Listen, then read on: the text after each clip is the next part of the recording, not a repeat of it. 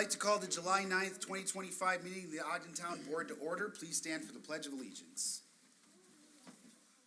I pledge allegiance to the flag of the United States of America and to the republic for which it stands, one nation, under God, indivisible, with liberty and justice for all. I'd ask you to remain standing for a moment of silent reflection in prayer for military servicemen and women, as well as for our first responders serving around the world.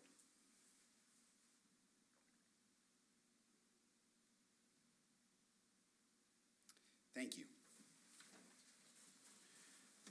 I'd like to start today's meeting by asking Officer Justin Haynes to come forward, as well as anyone that you brought with you.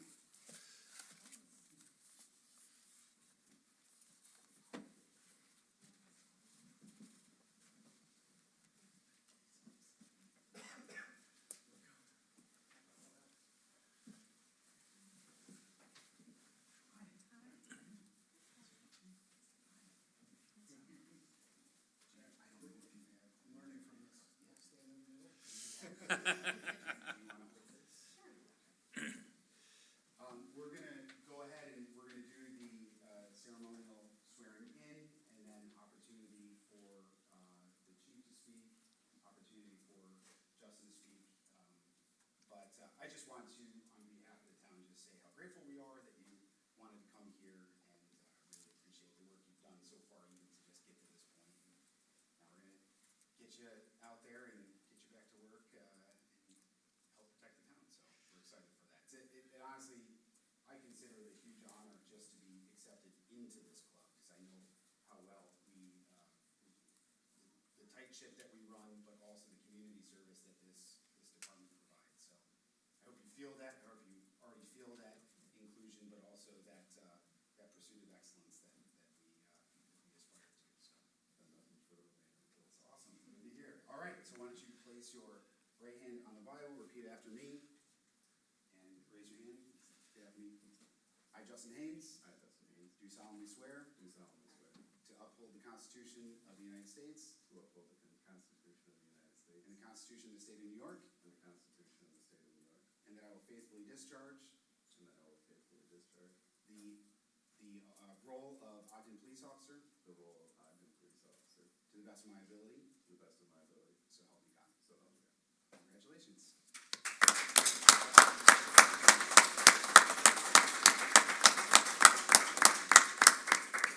Chief, anything? Just real quick, I want to thank everybody that's here. This is kind of a skeleton crew here tonight. A lot of the departments, both the special police and our department, are on vacation. But I didn't want to wait too long. Justin's been with us since May. And we're also going to give a nod here to our new clerk, Tiana, in a second. But I want to thank Chief Rule for coming out of retirement here to join us tonight. Chief Zambuto. But just to Justin's family, like the supervisor said, here at the town of Ogden, this is like a family, and it's not easy to get in the door. And Justin passed all those, the interview, the background, the flying colors, and came highly recommended. So he's part of our family now, and we're going to treat him accordingly. And I think as of today, he's halfway through his field training, but we're very fortunate. You know, Justin had a couple years with Albion PD. I actually went to the academy with the chief there, and it was one of those awkward conversations of, hey, I'm sorry, but I'm not sorry. So he's been doing great, and I really look forward to having him on our team when he's completely done with field training. But he's doing great. We don't expect any problems. So again, welcome aboard, and best of luck. So you don't got to say anything.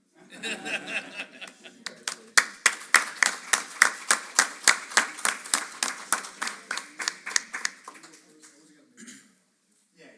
Okay. Well, you know, we don't want to. We don't always love to embarrass people, and that's not the point. And a lot of people would rather not have the spotlight placed on them. But coming up really soon, we're going to be left with a very huge vacancy in the police department.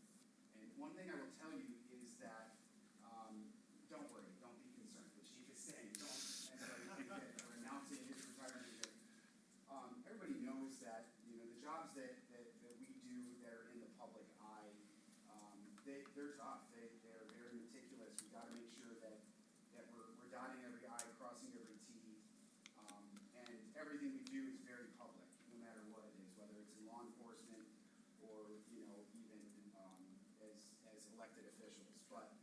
we also know that there are a ton of people that aren't often seen that really do, God's work behind the scenes, making sure that we're equipped to do what we need to do. Connie knows this very well. And unfortunately, we're losing, I say unfortunate, she's very happy to move on, but one of our police clerks is retiring, coming up very, very soon. And she's been here for a good long time, and there's a lot of experience that goes with that. But we were very fortunate to find somebody who really, really wanted to come here and be here. Absolutely crushed the interview, although I think she felt like she didn't. And we just felt like this was just the right person, and so happy, Deanna, that you've been here. Not just that, but that you were willing to come on and actually work alongside Tracy for this time, just to kind of get at least a small percentage of what she knows. But we're very excited to have you. I hope you also feel that the position in this clerk's role is honestly just as important as any of these other positions, because we literally couldn't do these things without our support staff.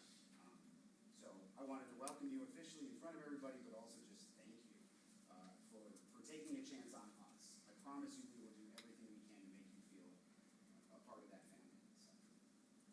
Perfect. Sorry I took everything. Literally took everything I was going to say. But, I gave a nod to Chief Rule and the officers that are in the back, but Deanna, you don't know this, but there's another generation of police clerks sitting right here. So our clerks couldn't make it tonight due to prior commitments, but it's great to have representation from the generations before us, because it kind of shows this legacy, this common thread here, right? We have a police chief who retired in the 80s, clerks that retired in the 2000s, and now we have our next generation. And it really is a family, and I joke, I'm serious, but I joke sometimes with Stephanie and Tracy, our two clerks, that I'm responsible, but they're kind of in charge. The officers do a great job out there on the front lines, but the clerks really are the beating hearts of the police department. We could not do it without you. And I know this is a tremendous transition for you. There's a lot of stuff to learn still, but to your family that's here, we're so happy to have her, and she's doing great. We will help her learn what she needs to learn, and she's part of our family now. So thank you for sharing her with us. I won't make you come up. You don't have to take an oath, so we don't have to learn on the spot. So again, thank you, welcome. And then to just kind of a tradition here, any family that's here for Deanna or Justin, feel free right now, we're done. We're going to go across into the courtroom, and that's where we can take photos. We have some cakes, refreshments, stuff like that, and we'll let the board continue on. Can I I just want to say thanks to the board. Deanna, we hired ahead of time. For a long time, this town, we've always replaced people after a vacancy is created, and this is probably one of the first times I've ever seen us overlap, to let that knowledge transfer. So this has been great, I think, for you, for me. It makes me sleep easier at night knowing we've had that opportunity, because coming in cold. So thank you for allowing that to happen. So appreciate it. So, that's it.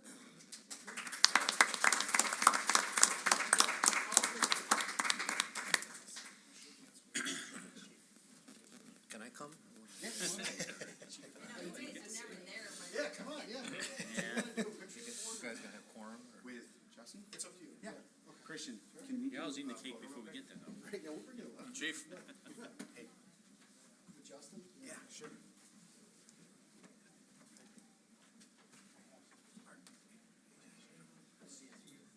Hey, Mark, or Pete, one of you guys, the cake. Hey, John.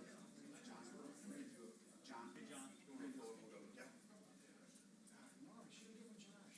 He doesn't even work here anymore. He's taking a break. Justin. You want your? Oh, we're gonna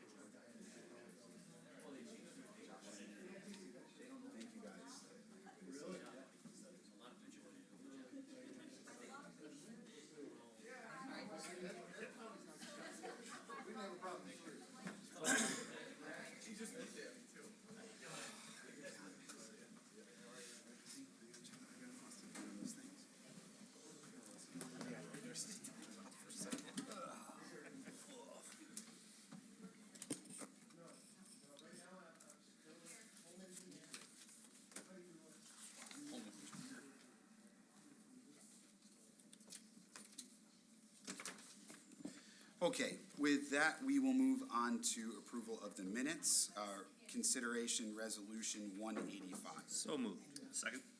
Moved by Councilman Baker, seconded by Councilman Hinman. Any discussion? All those in favor signify by saying aye. Aye. Any opposed? Item carries. Next, we have privilege of the floor. If there's anybody here that would like to address the board on a topic that they have interest of, feel free to come forward and state your name and address, and we'll go from there. Connie Marinetti, 864 Turner Road. Linda Gilberto, where do I live? 110 Road.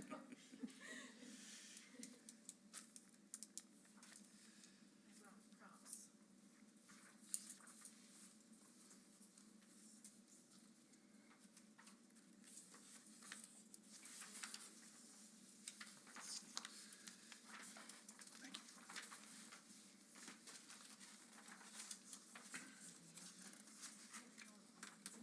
That would be great too, thanks.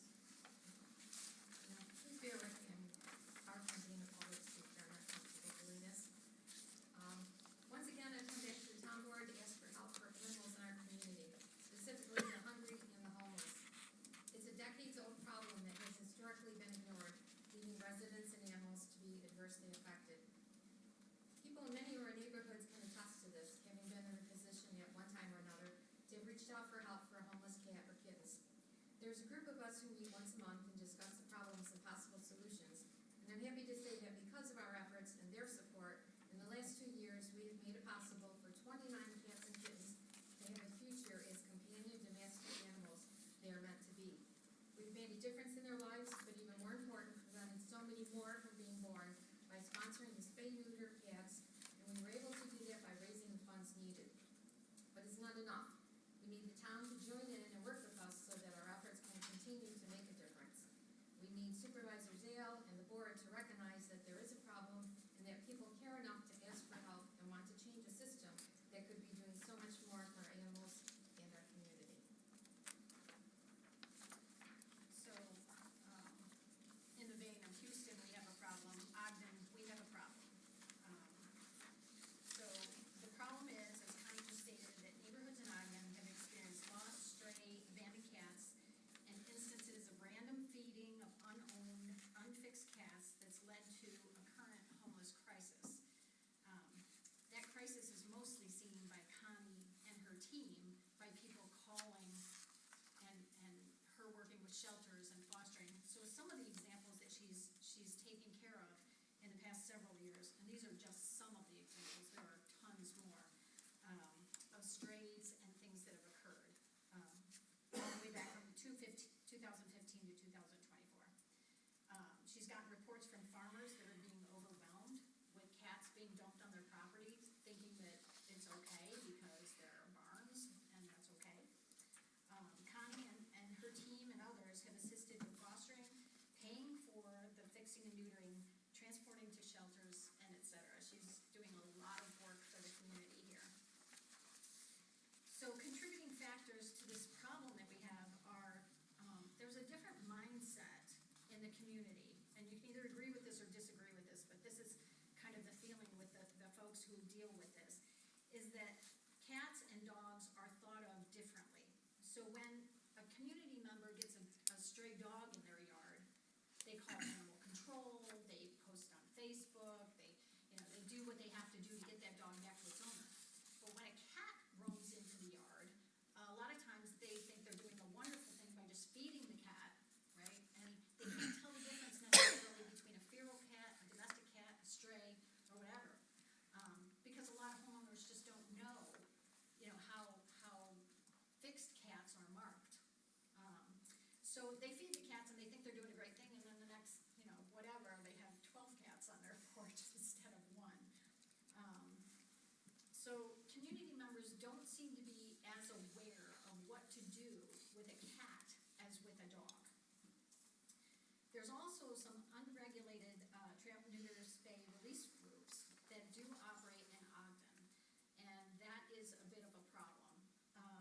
Rescue facilities are frequently full and can't take additional cats, and there's not really a partnership like there is with dogs. Like we have the dog partnership with Hamlin, and there doesn't seem to be, at least to our knowledge, that the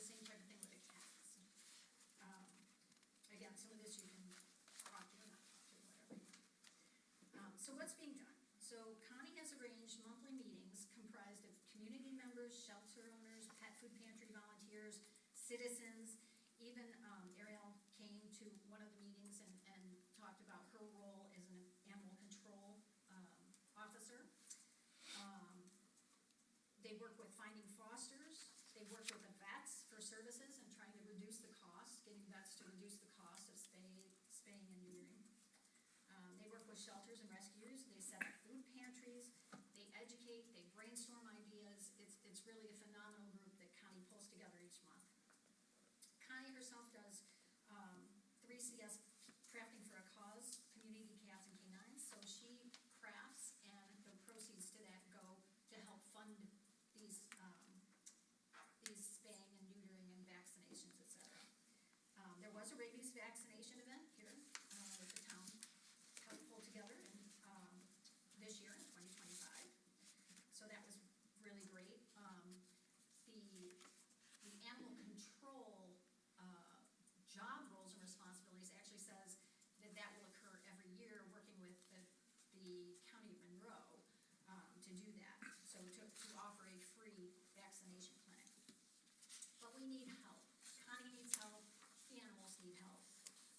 And what we think might be a good idea is to get a liaison from the town board to work with this community group to put together a plan for education, community involvement, seeing if any new laws need to be either enforced or created, especially dealing with people who are out there who maybe aren't certified to do trap and release.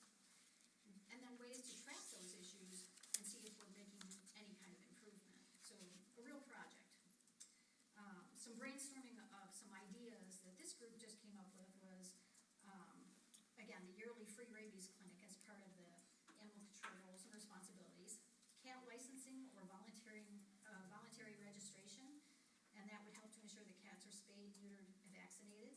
Maybe a chipping clinic that is relatively inexpensive.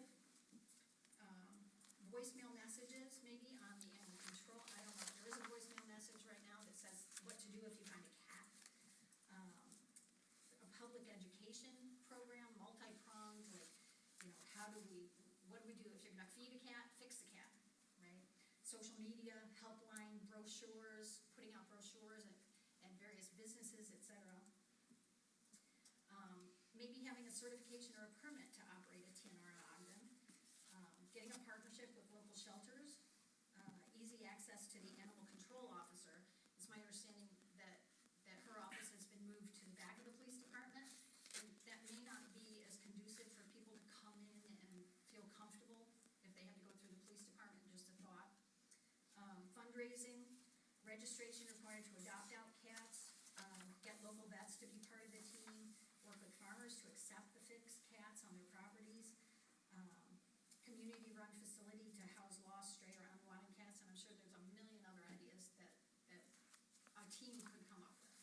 So our request is help from the town, more help from the town, not that you're not helping now, to see if we can help get this situation under control. Do you have anything to add? No, I think you said it all. Most of these ideas are things that we have been working on for the last 2 years. And we've made headway. We have 29 cats and kittens. We spay neutered. You have other prevents. If you spay neuter one, you're saving 1,000 cats. The numbers are just astronomical the way that they multiply. And that's the one thing that we can't do as a group on our own is to control those people, the nice people who say, okay, well, I'm going to feed this cat and it's everything's going to be good. And then they don't know what to do when it goes on to have 5 or 6 kittens. And that's where the problem escalates. But if the town could make it a law or an ordinance to say that if you come across the cat, you need to find out if someone owns it, if someone doesn't own it, and if you want to, continue to take care of it, you need to make sure that it's spayed or neutered if it's going to be an outdoor cat. Just to work on those numbers to keep them from escalating. And if there's a cat crisis all across New York State, and it's just getting worse and worse because nothing's being done. So I guess as a next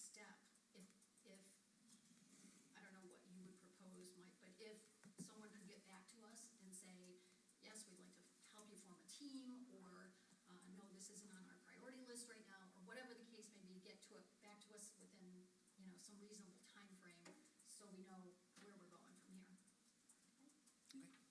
Thank you, guys. Thank you. Anyone else here that wishes to address the board at this time?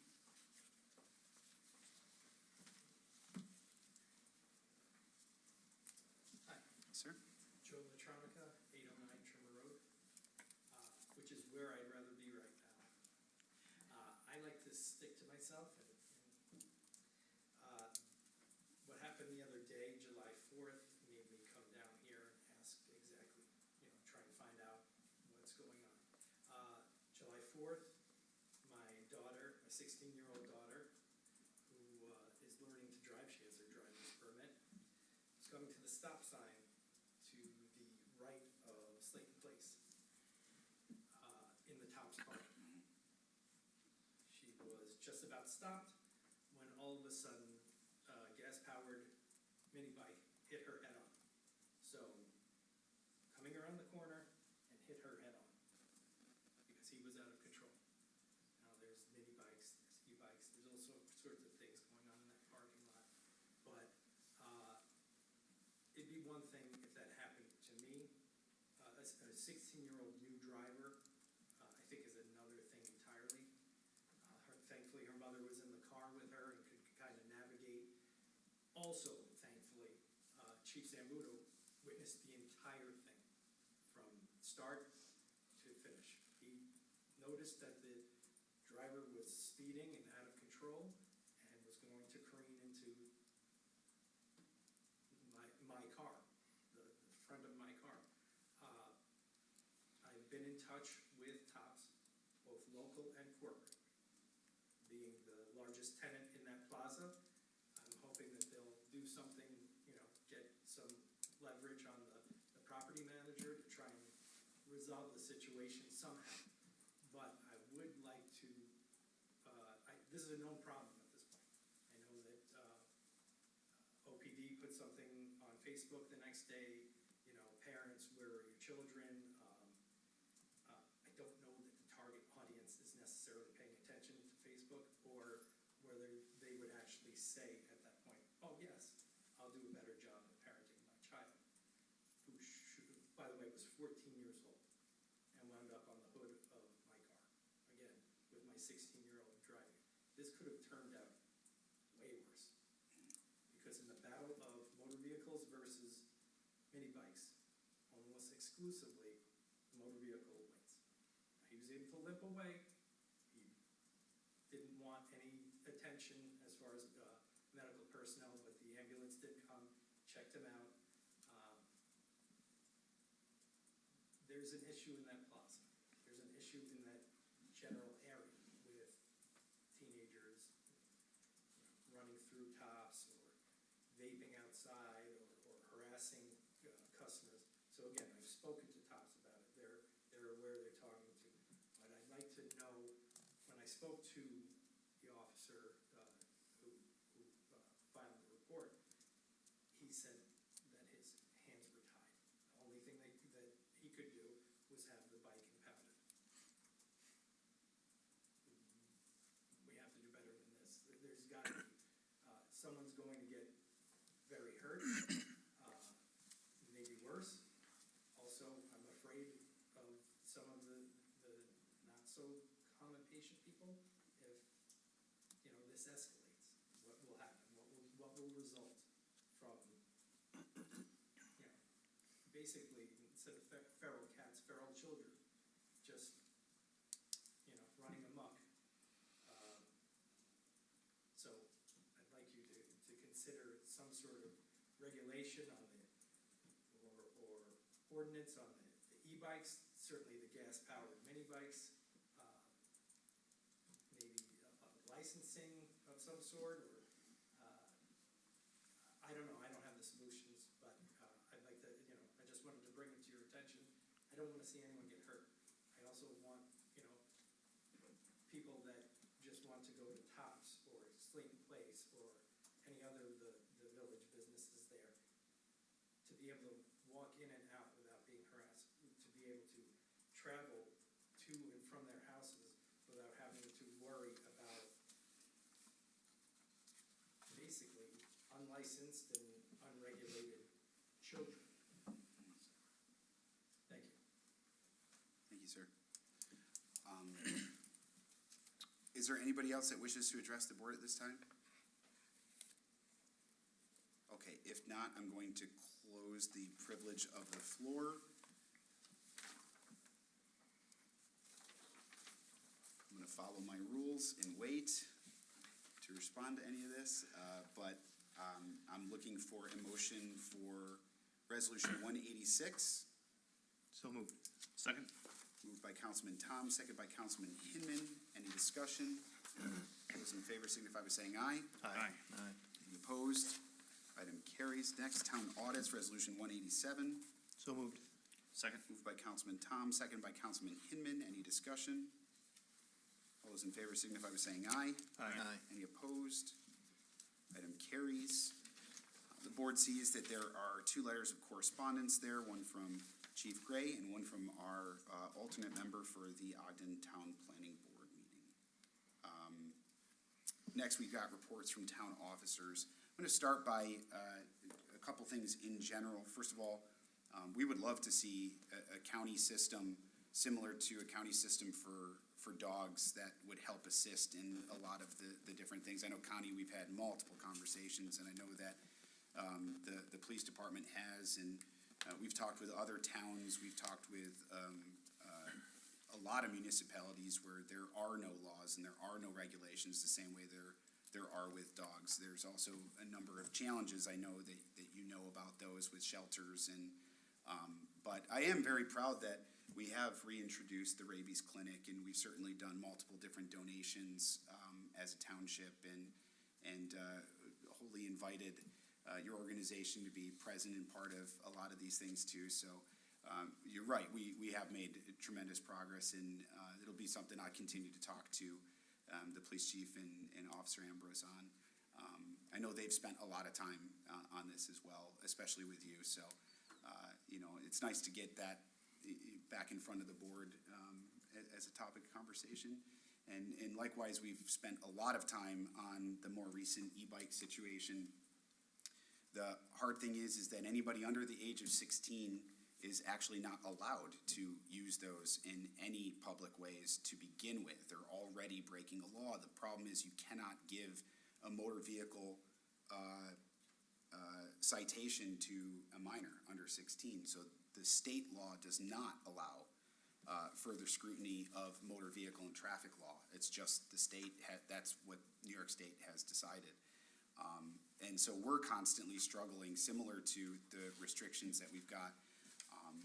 We're struggling to put together a penalty in place that actually means something. As I understand it, the incident, first of all, knowing who the parents are of that, they're very familiar with Facebook, as they've often tried to use that against me personally, politically, on numerous occasions. This is the 3rd incident with this individual, and with, as far as I'm aware. And I also understand that the individual sort of laughed when they were addressed by law enforcement. Clearly utter disrespect, both by the parents and by the individual in question here. So it's really hard to untrain that type of situation. What's really tough is everything that you said is 100% correct, and something that in fact, I'll tell you, the chief called me over the weekend and said, hey, I need to put out a very strongly worded email this time around, and I made sure that I contacted the board, and you will find not a single member of the board that opposes a more stringency here. In fact, I will tell you, I don't know if this can happen. We're trying to find every legal avenue to enforce this better. They're already not allowed on village property. We've taken a look at our own codes. We've actually, the last meeting, we had an open discussion on strengthening the code to make it very specific to ATVs. I didn't realize that an ATV was more than just a four-wheeler. I thought that's what ATVs were. They're not. They're all-terrain vehicles. Yes. Yeah, thank you. Shows how much I motocross or whatever. We feel like our code actually is completely sufficient. The problem is enforcing the penalties that would actually mean something. We believe, and I personally believe, that every time that you are willfully allowing your child to violate the law, especially in a dangerous matter, that you're endangering your own child. And so we are taking a look at additional laws as it relates to child welfare. I don't think that that's going to go over very well with the repeated offenders, but I am starting to not care because they're the ones putting their child willfully in danger, and their child's putting themselves and the rest of the community in danger. So we're well aware, and I'm also well aware that TOPS wants nothing to do with enforcing laws. In fact, they drop every charge that happens in that plaza. They have, from graffiti to racial incidences and slurs, and the stealing and destruction of pride flags. We've seen a lot of it, and TOPS does not want to press charges because all of the time that we've been involved in this situation, it's kids that are in middle school, and they don't want to press charges. So again, it is very difficult to hold accountable minors when their parents aren't there to do it. I mean, we've got real serious, not that this situation isn't serious, don't get me wrong, it's extremely serious, especially now that you are in an accident where injuries took place. We have really, really, really serious crimes. We had a DWI arrest that took place where the person was literally trying to push their car out of a ditch, and they were released. They were just handed a please come back on an appearance ticket, where someone could have been killed. We've got assault with a weapon, with a gun that was found that was dropped. We've got really, really, really serious things, and the least that our parents could do was just know where their kids are, know that they are spending thousands of dollars on these vehicles that they're giving to their kids illegally. Not that they're giving to them illegally, but they're being used illegally, and questions aren't being asked on what's going on there. So that's why I've pled with parents, because they are the ones that can solve it. I mean, there's some things that only the law enforcement officers can solve, but this is something that I guarantee you that parents can solve, and they're not, and that's very frustrating. The town is, believe it or not, much, much larger than the village of Spencerport. Much, much larger, and for this to be a situation that's occupying a lot of resources for this community when we have an accident, down the road or down 259 on Multitude. I mean, one of these incidences, that multi-jurisdictional crashes, happened at Roberts Wesleyan, and Roberts Wesleyan is half in the town of Ogden. It's pretty far from the village of Spencerport. So if we're running because a parent's not paying attention to their child, we're delayed in responding to serious things like that. None of this downplays anything that you're saying. It's just recognizing that there is a solution, and it costs the town or the village zero if the parents would get involved. But that said, we are absolutely researching exactly how stringent we can make it, how aggressive we can make fines in addition. And we do make them pay the tow fee, which is hundreds of dollars. But we may be able to do even better than that. We just have to continue to research what the state actually allows us to do. So that's going to cut a lot of mine short. I just wanted to send a really heartfelt condolence to Deputy Mayor Carol Nellis-Ewell, whose husband Harry passed away. Really tremendous man, very grateful to have known him. He served 37 years on our conservation board, and I think that's going to be really, really difficult to replace just that, but just awesome, tremendous man. I know a number of us from the town went to the calling hours today, and Carol's holding up as best as she can, so really sorry, and sorry to hear that. I do know that work was slated to begin on 259 as of July 7th, I believe it did. So we're excited that that's coming down. I actually have written here e-bikes. I was gonna add that too, but I think I've exhausted that for now. The town I was reached out to, now that I actually have a communication relationship with the affiliates for CSX.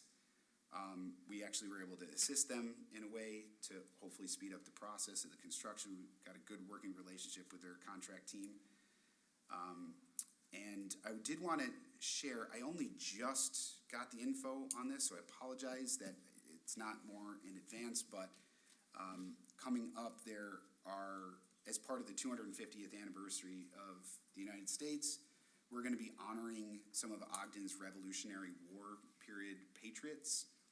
We've got one coming up July 19th at 1 p.m. at one of our cemeteries, Maple Grove Cemetery, and then again September 20th at Locust Grove and Schaefer Cemeteries in Adams Basin. So it's actually going to be a pretty great commemoration. We've got Sons of the Revolutionary War period coming to help us celebrate some of our veterans from that period. But I'll give more information out that was literally handed to me earlier today. That's it. Councilman Baker. No, just echoing your sentiments with Deputy Mayor Carol Melisiulo's husband's passing. It's very sad to hear that. And we've lost a great deal of institutional knowledge in him and on the boards. And so my condolences to the entire family. I wanted to address this cat thing for a second. So coming from a background as a former dog control officer in a neighboring town, yeah, there's a disparity with animals, with dogs and cats, and a lot of it is not intentional, I want to say.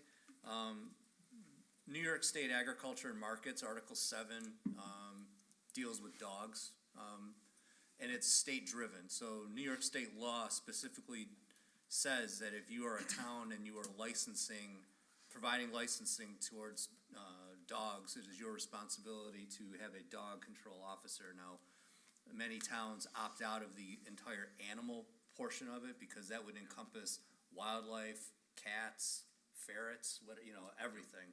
So a lot of towns just deal with dogs because they have to. The state says you have to. If you are licensing a dog, you have to have a dog control officer. So that's a lot of the reasons why you see this kind of uneven or unbalanced thing towards dogs and cats is because dogs are mandated by the state agriculture markets that you have to reunite them with their owners. There has to be a process where dogs that are found have to go through that process. So cats not so much. I mean, animals in general in New York State for domestic animals have to have rabies vaccinations. So that's why you see rabies clinics in towns. Chili just had one. I put one on in Chili in June through Monroe County Health.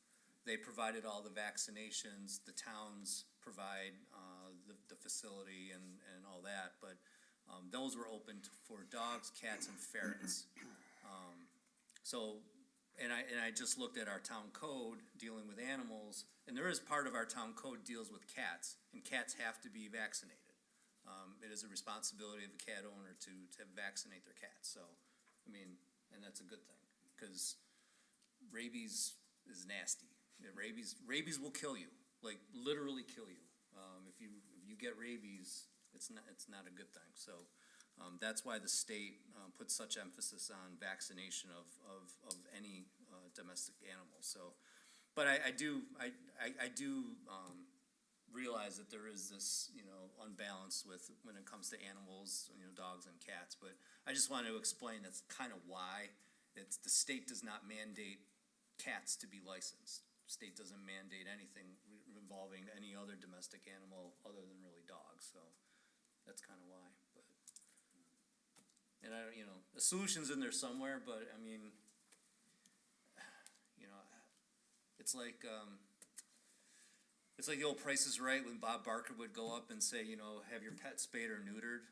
That is a problem. I mean, and dumping of animals is a problem, and it's not just in Ogden, it is everywhere. I mean, people just, they breed animals and then they try to sell them, and when they can't sell them, then they dump them. And it's a horrible situation. And rescues are full. Every rescue that I know of is full. They're not taking them anymore. So then what's the option? They're getting put down, and no one wants to see that. But it's, again, and bad correlation here, but it goes back to personal accountability. I mean, people need to take ownership of this stuff. Same thing with the e-bikes and all this other stuff. It's like, at some point, you can't legislate and you can't govern this type of stuff. You can't, there's no legislation that's gonna make a parent a good parent.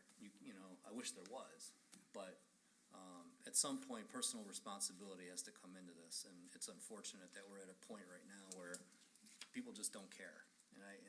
And I don't know if there's a government solution that this board, or any board, or any state legislature can enact that's gonna do this, but it doesn't mean we don't stop fighting, Sure. So, that's all I gotta say. I'll get off my soapbox on that one.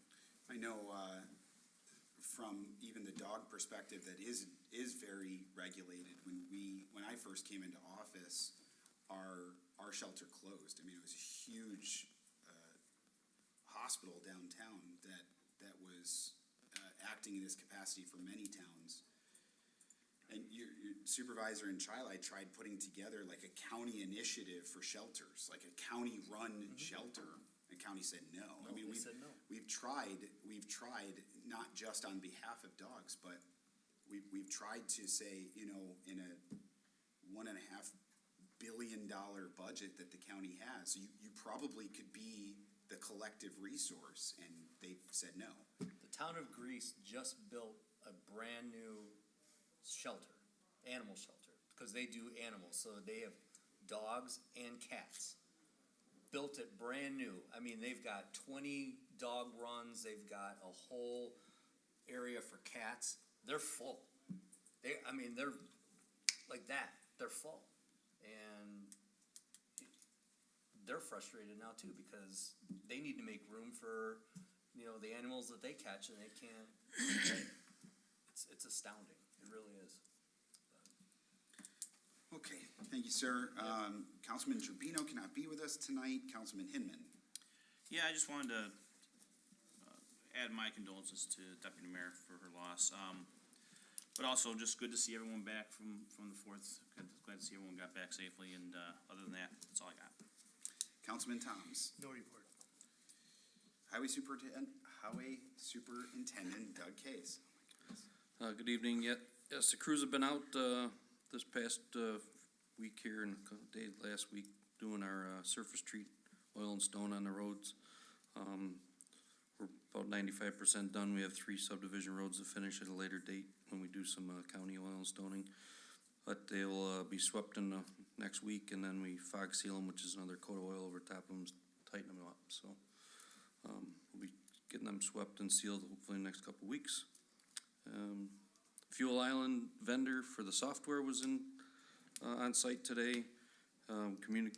Checked out all the communication between the Fuel Island and the control shed, and was working with BOCES on the software on the computer in the office, and they're continuing to work together on that. Hopefully we'll be doing some training next week on it. Once they get that communication done, and we can move forward on that. So, like the supervisor said, Wing Construction working over on Gillette Road, we were able to assist them with the water supply. Half-hour trip with a truck, and we're just gonna back charge them for our time to assist them because they have no water supply over there. So we're able to go over there today and help them out maybe once a week. We'll be doing that through the duration of the project. Also had the opportunity today to meet with the Brockport School District Buildings and Grounds. They had that significant fire and lost a lot of their equipment. We have a scheduled date in a couple weeks now. It's gonna take to get Auctions International here to get our stuff on auction, but met with them to see if our 6-wheeler is sufficient for them to possibly, purchase because of their needs, immediate needs for this winter. If they were to go purchase something, they're not gonna get a plow truck. So, if it works for them, we're gonna talk about that, negotiate that, so this might be coming up. And that should be it. Thank you, sir. Town Clerk, Noel? No report. Okay, there being no other unfinished business, we'll move to new business. I'm sorry. Go ahead, Madam Clerk. Oh, sorry, yeah. Resolution 188, promoting Cody Brango to the non-competitive position of working foreman with the Town of Ogden Highway Department. So moved. Second? Moved by Councilman Baker, second by Councilman Toms. Any discussion? All those in favor signify by saying aye. Aye. Any opposed? Item carries. Next, please. Resolution 189, authorizing the hiring of Nicholas Corbata to the full-time non-competitive position of maintenance mechanic 2 in the Town of Ogden Grounds Department. So moved. Second. Moved by Councilman Hinman, seconded by Councilman Baker. Any discussion? All those in favor signify by saying aye. Aye. Any opposed? Item carries. Next, please. Resolution 190, authorizing the hiring of Deborah O'Connell as a part-time laborer with the Parks and Recreation Department for the nutrition program at the Ogden Senior Center. So moved. Second? Moved by Councilman Baker, seconded by Councilman Toms. All those in favor? Aye. Aye. Any opposed? Item carries. Next, please. Resolution 191, authorizing the hiring of Mason Epping as a motor equipment operator for the Highway Department. So moved. Second. Moved by Councilman Baker, seconded by Councilman Hinman. Any discussion? All those in favor signify by saying aye. Aye. Any opposed? Item carries. Next, please. Resolution 192, authorizing the Ogden Police Union to purchase firearms and approving the transfer of weapons as stated below to former Ogden Police Department employees. So moved. Second. Moved by Councilman Hinman, seconded by Councilman Baker. All those in favor? Aye. Any opposed? Item carries. Next, please. Resolution 193, issuance of a negative declaration in accordance with the State Environmental Quality Review Act, SECRA, for the Buffalo Road Park Development Project. So moved. Second. Moved by Councilman Baker, seconded by Councilman Hinman. Any discussion? All those in favor signify by saying aye. Aye. Any opposed? Item carries. Next, please. Resolution 194, authorizing Ogden Town Supervisor Mike Sal to execute an intermunicipal agreement with the Town of Sweden for building services. So moved. Second. Moved by Councilman Tom, seconded by Councilman Baker. Any discussion? All those in favor signify by saying aye. Aye. Any opposed? Item carries. Next, please. Resolution 195, adoption of a resolution to change the term of office of Ogden Town Supervisor from 2 years to 4 years, and to submit the proposition to the qualified electors of the Town of Ogden. I'll move that. Second? Moved by Councilman Hinman, seconded by Councilman Toms. Any discussion? All those in favor signify by saying aye. Aye. Any opposed? I abstain. Item carries. And Before, then Resolution 196, thank you. do you want me to, Yeah. want to do it? Yeah, do you want me to, I can propose some language, and if someone would like to move that language as stated, it can simply be followed up with so moved. Great. Establishment of a public hearing on August 13th, 2025, at 7:00 PM, to consider local law number 1 of 2025 to override the tax levy limit established in General Municipal Law 3C. That public hearing to take place in the town board room at Ogden Town Hall. So moved. Second. Moved by Councilman Tom, seconded by Councilman Baker. Is there any discussion? I'd just like to say for the record that this in no way obligates the board to actually go over the tax cap. It is a safeguard, just in case the expenses that are passed to us obligate us to go over the $179,000 that we estimate is our actual tax cap for this year. This is also just to establish the public hearing, not even to vote on whether that document that is required by the state in order to go over the tax cap. This isn't even to really vote on that. It is just to offer it up for a public hearing. So, all those in favor signify by saying aye. Aye. Any opposed? Item carries. With that, I'll entertain a motion for adjournment. Motion. Motion to adjourn by Councilman Baker. Second. Seconded by Councilman Hinman. All those in favor? Aye. Aye. Aye. We are adjourned. Thank you.